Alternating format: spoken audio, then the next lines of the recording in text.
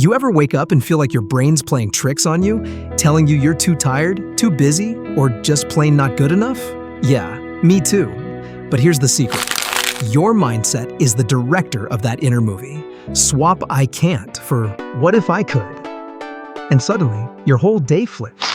Like when I tried running for the first time and felt like my lungs were auditioning for heavy metal vocals. Terrifying, right?